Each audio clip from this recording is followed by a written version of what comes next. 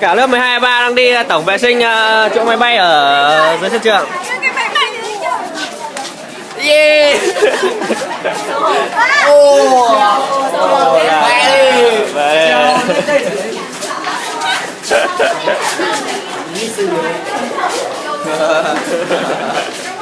Đi nhầm máy bay nào các em.